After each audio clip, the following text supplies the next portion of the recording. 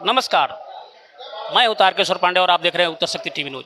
आज मैं मीरा भाईंदर के परिवहन मंत्री प्रताप सरनाईक के कार्यालय में उपस्थित हूं, जहां पर आज उनके द्वारा प्रेस कॉन्फ्रेंस बुलाई गई थी, जहां पर उन्होंने 50 करोड़ निधि का बात कही कि हमारे सरकार की तरफ से 50 करोड़ रुपया आया है, जो शौचालय में और नया शौचालय बनेगा और टूटी फूटी जो शौचालय है उसका मरम्मत किया जाएगा। आइए देखते हैं उन्होंने आगे कुछ क्या कहा।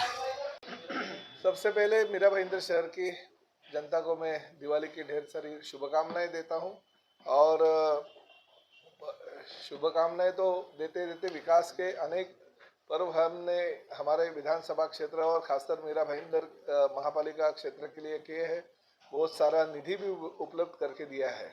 मुझे गर्व इस बात का है कि महानगर पालिका स्थापन होने के बाद पहली बार सार्वजनिक शौचालय के लिए मैं 50 करोड़ रुपए नगर विकास मंत्री आदरणीय एकनाथ शिंदे साहब के माध्यम से मीरा भाईंदर महानगर पालिका को ले आया हूँ।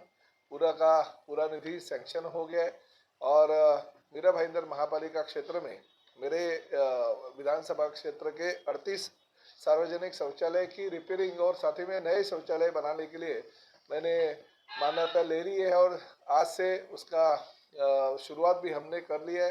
आज 3 जगह पे हमने काम चालू कर दिए है और साथ ही में आपको कहने में ये बात की खुशी है कि मेरे विधायक निधि से जिन जिन लोगों को, क्योंकि आज जब भी मैंने कुछ जगह पे वो काम चालू किया तो लोगों का ऐसा कहना है कि हमारे एरिया में अंडरग्राउंड ड्रेनेज सिस्टम की गई है मगर हमारे घर में सार्वजनिक शौचालय नहीं। तो मैंने उनको यही कहा कि राज्य शासन और केंद्र शासन की योजना के अनुसार आपको जो निधि मिलेगा वो मिलेगा ही, मगर अगर और भी निधि की अगर आवश्यकता है तो सार्वजनिक शौचालय बनाने के लिए और सार्वजनिक शौचालय से अंडरग्राउंड पाइपलाइन डालने के लिए जो भी खर्चा होगा वो मेरे विधायक निधि से दिया जाएगा। मैंने वैसी मान्यता इस काम के लिए मिलती है कि यह राज्य शासन से पूछा और वो मान्यता भी मिलती है। इसलिए मेरे विधानसभा क्षेत्र में जो भी झोपड़पट्टी है या बहुत ही लोअर मिडिल क्लास लोग अगर जिस परिसर में रहते हैं उस परिसर में अभी शौचालय की निर्मित हमारे राज्य शासन की इस 50 करोड़ रुपए के माध्यम से हो जाएगी।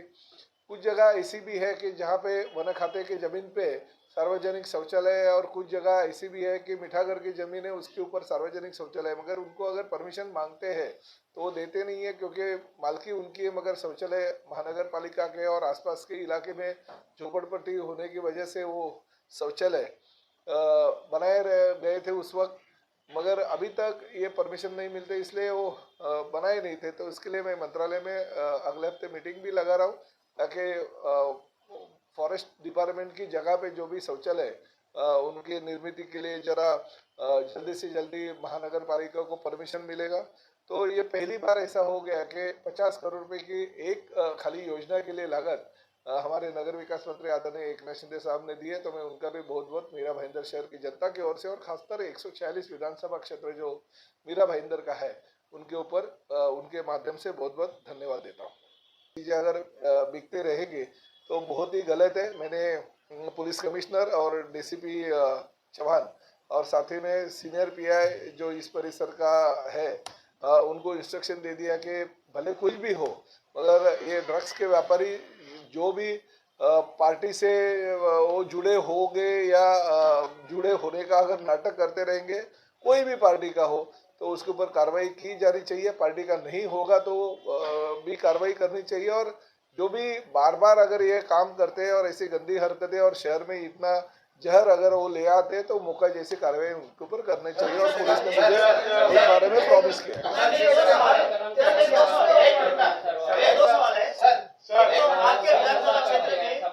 हजारों झोपड़पट्टी बन गई है दासपुरपाड़ा मासाचा पाड़ा में। दूसरी बात, तिरी सोमैया ने कल आरोप लगाया कि वहां पर रोहिंग्या और बांग्लादेशी बसते हैं। तो आपके विधानसभा क्षेत्र में एक तो इतनी बड़ी अवैध झोपड़पट्टी खड़ी हुई है और बांग्लादेशी और रोहिंग्या वहां पर बसते हैं, तो क्या आप इन सब अवैध कामों को रोकने में सक्षम नहीं है? नहीं, देखिए महानगर पालिका के उस क्षेत्र में खाली राजकुलपाड़ा, माशाजापाड़ा और 4 एकड़ 7 एकड़ आपने और भी आगे मैं बोलता हूँ ये परिसर में जो आदिवासी जमीन है वो जमीनी के ऊपर ये झोपड़पट्टी हो गई है। और ये झोपड़पट्टी के बारे में अगर आपको कम से कम मैंने 8 से 10 बार लेटर दे दिए। विक्रम कुमार थे उस वक्त भी दिए थे, खदगांवकर थे उस भी दौरान दिए थे।